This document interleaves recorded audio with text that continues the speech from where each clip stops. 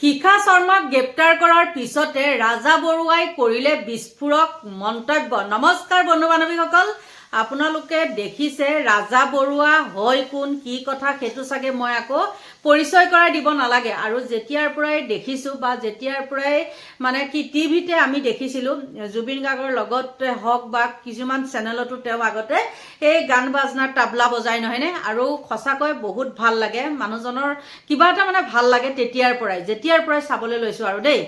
কিন্তু ৰাজা বৰুৱা এতিয়া দেখিছে নহয়, বয়সে হৈ গৈছেগৈ, আমাৰে হৈ গৈছে আৰু মানুহজনৰ নহ'ব নেকি। কিন্তু সেই ৰাজা বৰুৱাই শিখা শৰ্মাক যেতিয়া নেকি গ্ৰেপ্তাৰ কৰিলে তেওঁ কিছুমান বিস্ফোৰক মন্তব্য আগবঢ়াইছে। আৰু সেই তেওঁ যি মন্তব্য আগবঢ়াইছে সেই মন্তব্য আমিও আগবঢ়াইছোঁ। আৰু কথাটো এনেকুৱা যে আচলতে কি জানেনে নাই, আমি যিবিলাক কথা কওঁ সেইবিলাক আমাৰ মানে কি হয়, কাৰোবাৰ দৃষ্টিগোচৰ হৈ যায়। কাৰণ আমি সৰু মানুহে যেতিয়া ডাঙৰ কথা ক'ম তেতিয়া আমাৰ মানে অন্য মানুহৰ দৃষ্টিগোচৰ হয়, এই যিমানৰ মানুহ সিমানত থাকিব লাগে, তেনেকুৱা ধৰণৰ কথা নহয় জানো। কিন্তু সেই শিখা শৰ্মাই কি কৰে জানেনে, তেওঁ যিবিলাক মানে মন্তব্য লিখনি লিখে সেইবিলাক প্ৰতিটো কি কৰে, টেগ কৰে। কাক টেগ কৰে?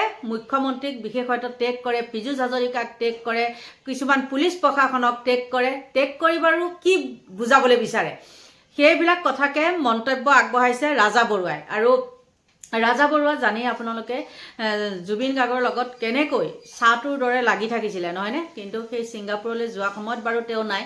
কিন্তু সেই ৰাজা বৰুৱাই মই যিখিনি কথা কৈছোঁ আৰু সেই কথাখিনিকে ৰাজা বৰুৱাইও কৈছে, আৰু সেইকাৰণে মোৰ ফালৰ পৰা বহুত বহুত ধন্যবাদ। তেওঁ সুন্দৰকৈ কথাখিনি উপস্থাপন কৰিছে। কাৰোবাৰ হাত নাথাকিলে সেই মানুহজনীয়ে তেনেকৈ কথা ক'ব পাৰেনে? এখন ছ'চিয়েল মিডিয়াত ইমান গুৰি গোষ্ঠী উঘালি পেলাই কথা ক'ব পাৰেনে? নিশ্চয় তেওঁলোকৰ কাৰোবাৰ লগত হাত আছে। আৰু লগতে অতনু ভূঞা, সেইটোৰ নামটোতো ক'বই লাগিব। সেইটোৱেতো পেগ মাল কেইটা বজাত ভৰাইছিলে, কোনটো ৰুমত আছিলে সেইবিলাককে কৈছে নহয়নে। কিন্তু দুৰ্ভাগ্যৰ কথা তেওঁৰ নামটো হঠাৎ নাইকিয়া হৈ গ'ল। আৰু হয়তো তেওঁ ডাঙৰ মানুহ সেইকাৰণে নহয় জানো। কিন্তু আপোনালোকে চাওক কি হয় কি নহয়। শিখাক নিছে, বহুত ভাল কৰিছে, কিন্তু কেইদিন থাকে শিখাই। আৰু শিখাৰ যিটো মানে যেতিয়া গাড়ীত উঠিছে পুলিচে নিছে তেতিয়া মানুহে কি কৰে, মুখ ঢাকে নহয়নে। আৰু সেইজনী মানুহে কিন্তু নমস্কাৰ এটা দি এনেকুৱা মিচিকিয়া হাঁহি মাৰিছে, তাৰ আঁৰতো কিবা এটা নিশ্চয় আছে, আপোনালোকে চাব। আৰু ৰাজা বৰুৱাৰ কথাখিনি মই আপোনালোকলৈ আগবঢ়ালোঁ কিয়, মানে সঁচাকৈ তেওঁ বৰ সুন্দৰভাৱে উপস্থাপন কৰিছে। তেওঁ মানে কি কৰিছে, এটা লুকুৱা এটা ঢুকুৱা তেনেকুৱা কথাখিনি তেওঁ কোৱা নাই, সম্পূৰ্ণ খোলাখুলিভাৱেৰে তেওঁ কথাখিনি কৈ দিছে। গতিকে আপোনালোকে চাওক। এইবোৰ কথা এতিয়া কি ক'ব, জুবিন গাৰ্গৰ নিচিনা মানুহক লৈ যদি তেনেকৈ বেয়াকৈ লিখিব পাৰে এগৰাকী মানুহে, নিশ্চয় কোনোবা আছে, শক্তিশালী হাত আছে, নহ'লে ইমান সাহস। ৰাজনৈতিক বুলি নহয়, ৰাজনৈতিক নে কিনো ঠিক নাজানো এইবিলাক কথা। আমি ইমান নৈতিকবিলাক মই ইমান নাজানো ৰাজনৈতিকবোৰ। কিন্তু কোনোবা নাথাকিলে লিখিব নোৱাৰে, সাহস নাই। মই যদি আজি সেইখিনি কথা লিখিলোহেঁতেন মই চাগে লিখা দিনাখনেই এৰেষ্ট হ'লোহেঁতেন। গতিকে কোনোবা পাৱাৰফুল মানুহ আছে আৰু জুবিন গাৰ্গক বদনাম কৰিবলৈ বিচাৰি আছে, কিন্তু লাভ নাই আচলতে। যিটো গ্ৰেপ্তাৰ কৰিছে যদি ভালেই, সোমাই 2 পিটনমান দিলেই হ'ল আৰু। সেইগৰাকীক লোক বুলি ক'ব নোৱাৰে আৰু। মানুহৰ শালীনতা যেতিয়া শেষ হৈ যায় এইটো কথা কৈ থাকি লাভ নাই। আৰু আমি আপোনালোকৰ আগত কথা কৈ থাকিলেও লাভ নাই, যি হৈছে দেখা পাই চাই থাকিলেও হ'লেও উপায় নাই। এইবোৰ কথা এতিয়া কি ক'ব, জুবিন গাৰ্গৰ নিচিনা মানুহক লৈ যদি তেনেকৈ বেয়াকৈ লিখিব পাৰে এগৰাকী মানুহে, নিশ্চয় কোনোবা আছে, শক্তিশালী হাত আছে, নহ'লে ইমান সাহস। ৰাজনৈতিক বুলি নহয়, ৰাজনৈতিক নে কিনো ঠিক নাজানো এইবিলাক কথা। আমি ইমান নৈতিকবিলাক মই ইমান নাজানো ৰাজনৈতিকবোৰ। কিন্তু কোনোবা নাথাকিলে লিখিব নোৱাৰে, সাহস নাই। মই যদি আজি সেইখিনি কথা লিখিলোহেঁতেন মই চাগে লিখা দিনাখনেই এৰেষ্ট হ'লোহেঁতেন।